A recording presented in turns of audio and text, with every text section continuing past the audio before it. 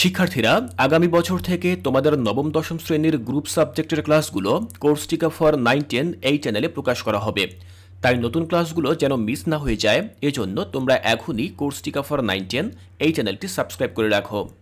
আসসালামু আলাইকুম প্রিয় শিক্ষার্থীরা, সম্প্রতি এনসিটিভি থেকে তোমাদের বার্ষিক পরীক্ষার জন্য সিলেবাস প্রকাশ করা হয়েছে, যা ইতিমধ্যেই কোর্সটিকায় আমি তোমাদেরকে জানিয়ে দিয়েছি।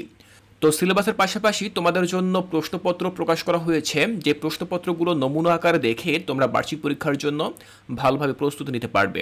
কারণ তোমরা জানো না যে তোমাদের বার্ষিক পরীক্ষা কেমন হবে, সেখানে প্রশ্নের ধারা কেমন হবে, কী কী ধরনের প্রশ্ন সেখানে থাকতে পারে। আর এজন্যই মূলত নমুনা এই প্রশ্নপত্র তোমাদের জন্য উপস্থাপন করা হয়েছে, যাতে করে তোমরা খুব সহজেই বুঝতে পারো। তো সেই প্রশ্নটি এখন আমি তোমাদেরকে বুঝিয়ে দেব যে কীরকম প্রশ্নপত্র তোমাদের বার্ষিক পরীক্ষায় থাকবে। আজকে আমি আলোচনা করব অষ্টম শ্রেণীর বাংলা বিষয়টি নিয়ে। এখানে এই প্রশ্নপত্রে দুই ধরনের প্রশ্ন থাকবে, একটি হচ্ছে নৈর্ব্যক্তিক অভিক্ষা এবং আরেকটি হচ্ছে রচনামূলক প্রশ্ন। তবে এই নৈর্ব্যক্তিক অভিক্ষার মধ্যে আবার দুইটি ধরন রয়েছে, রচনামূলক প্রশ্ন সেখানে কিন্তু আলাদাভাবে আরও দুইটি ধরন রয়েছে।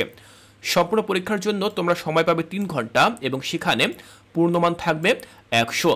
তো এই 100 মার্কের পরীক্ষায় কোথায় কতটুকু মার্ক থাকবে সেটুকু তোমরা এখন দেখে নেবে। চলো, প্রথমে নৈর্ব্যক্তিক অংশ থাকবে। নৈর্ব্যক্তিক অংশে তোমরা মোট পাবে কত, দেখো 25। এবং সেটি কিভাবে দেখো, তোমাদের এমসিকিউ থাকবে, অর্থাৎ বহু নির্বাচনী প্রশ্ন থাকবে 15টি। সেখানে 15টি প্রশ্নের জন্য তোমরা পাবে 15 মার্ক এবং বাকি যে 10 মার্ক রয়েছে সেই 10 মার্ক তোমরা পাবে এক কথায় প্রকাশ এই টাইপের যে প্রশ্নগুলো রয়েছে সেগুলোর জন্য। চলো আমরা দেখে নিচ্ছি, তাহলে বুঝতে পারবে। দেখো এখানে 1, 2, 3, 4 এভাবে এমসিকিউ দেওয়া রয়েছে। যেমন প্রথম এমসিকিউ হচ্ছে, ফুসফুস থেকে নির্গত বায়ু প্রবাহের মাত্রা অপেক্ষাকৃত কম হলে তাকে কি বলে। তো এখানে সঠিক উত্তরগুলো কোনটি হবে, 4টি অপশনের মধ্য থেকে সেটি তোমাকে সিলেক্ট করতে হবে। তোমাকে হয়তো খাতা দেওয়া হতে পারে, সেখানে তুমি লিখতে পারো, অথবা তোমাকে হয়তো ওএমআর ফর্ম দিতে হতে পারে, সেখানে তোমাকে বৃত্ত ভরাট করতেও হতে পারে। অর্থাৎ যেখানে তোমাকে উত্তরগুলো লিখতে বলা হোক না কেন, তুমি সঠিক উত্তরগুলো সেখানে উল্লেখ করবে। তো 1, 2, 3, 4 আমরা যদি একটু নিচে যাই, দেখো এগুলো প্রত্যেকটি কিন্তু এমসিকিউ, অর্থাৎ মাল্টিপল চয়েস কোশ্চেন। আমরা দেখো যদি একটু নিচে যাই, আমরা একটু নিচে যাচ্ছি, চলো দেখো 13, 14 এবং 15। এই যে দেখো 15 পর্যন্ত এগুলো হচ্ছে প্রত্যেকটি এমসিকিউ। এগুলো তোমরা এমসিকিউ আকার প্রত্যেকটি প্রশ্নের উত্তর দিবে, অর্থাৎ বহু নির্বাচনী প্রশ্ন। 15-এর পরে দেখো 16 থেকে 25 পর্যন্ত, এই যে 16 থেকে 25 পর্যন্ত এই যে প্রশ্নগুলো রয়েছে, এই প্রশ্নগুলো এমসিকিউরই অন্তর্ভুক্ত, তবে এমসিকিউ নয়। এগুলো কি, এগুলো হচ্ছে এক কথায় প্রকাশ। যেমন দেখো প্রথম 16 নম্বর বলা হয়েছে, রাখাইল্লা রইয়ে গেল নাও ঘুরাও উক্তিটিতে ভাষার কোন রীতি ব্যবহৃত হয়েছে। তো আমরা জানি যে এখানে ভাষার আঞ্চলিক রীতি ব্যবহার করা হয়েছে, তাহলে তুমি শুধুমাত্র অ্যান্সার লিখবে আঞ্চলিক রীতি। আবার দেখো 17 নম্বর বলা হয়েছে, ধ্বনি অনুযায়ী ফ ধ্বনিটির নাম কি। তো ফ ধ্বনিটির নাম কি, তো ফ ধ্বনিটির নাম কি, আমরা জানি যে ফ ধ্বনির নাম হচ্ছে ওষ্ঠধ্বনি, অর্থাৎ ওষ্ঠের মধ্য দিয়ে কিন্তু আমরা ফ উচ্চারণ করে থাকি। তাহলে আমরা শুধুমাত্র লিখব উত্তর ওষ্ঠধ্বনি। তো ঠিক এভাবে শুধুমাত্র অ্যান্সারগুলো আমরা এক কথায় লিখে দিব। এই জন্য 16 থেকে এই 25 নম্বর এই 10টি প্রশ্ন করা হয়েছে। এখানে তোমরা পাবে 10 মার্ক, আর উপর যে এমসিকিউ আমরা 15টি দেখলাম সেখানে পাবো 15 মার্ক। তাহলে সর্বমোট আমরা এমসিকিউ এবং এক কথা প্রকাশ এই মিলিয়ে আমরা পেলাম 25 মার্ক। এবার খেয়াল করো, আমরা চলে যাব রচনামূলক অংশে। দেখো প্রশ্নপত্রের পরবর্তী অংশে থাকবে রচনামূলক প্রশ্ন এবং সেখানে আমাদের মান থাকবে 75, অর্থাৎ বাকি যে 75 মার্ক সেটি আমরা এখান থেকে সংগ্রহ করতে পারবো। এবং সেই রচনামূলক অংশে কিন্তু আবার 3টি ধারায় প্রশ্ন করা হবে, যার মধ্যে প্রথম ধারা হচ্ছে সংক্ষিপ্ত উত্তর প্রশ্ন, অর্থাৎ এখানে দেখো সংক্ষিপ্ত প্রশ্ন করা হবে। এখানে প্রত্যেকটি প্রশ্ন হচ্ছে সংক্ষিপ্ত, যার প্রতিটির জন্য তোমাকে 2 মার্ক করে দেওয়া হবে। যেমন দেখো প্রথমে এই প্রশ্নটি হচ্ছে, মোরা একটি ফুলকে বাঁচাবো বলে যুদ্ধ করি, কথাটি বুঝিয়ে লেখো। এখন তুমি যদি এই প্রশ্নের উত্তরটি লিখতে পারো তাহলে কিন্তু তুমি এখান থেকে 2 মার্ক পেয়ে যাবে। আবার দেখো 2 নম্বর বলা হয়েছে, যাত্রা গল্পে ফেরার কোনো পথ নেই, বলা হয়েছে কেন। তুমি যদি সুন্দরভাবে এই প্রশ্নের উত্তরটি লিখতে পারো তাহলে তোমাকে এখানে 2 মার্ক দেওয়া হবে। এখন এখানে কয়টি প্রশ্ন থাকবে, দেখো 1 থেকে এখানে 7 দেওয়া রয়েছে 10 পর্যন্ত, মোট 10টি প্রশ্ন এখানে দেওয়া থাকবে। এবং তোমাকে এই 10টি প্রশ্নের উত্তরে কিন্তু দিতে হবে। এখানে কিন্তু কোনো বিকল্প নেই যে তোমাকে হয়তো 15টি প্রশ্ন দেওয়া হবে এবং তুমি সেখান থেকে 10টি প্রশ্নের উত্তর দিবে, বা তোমাকে 10টি প্রশ্ন দেওয়া হবে সেখান থেকে তুমি 8টি প্রশ্নের উত্তর দিবে, এরকম কিন্তু কোনো অপশন নেই।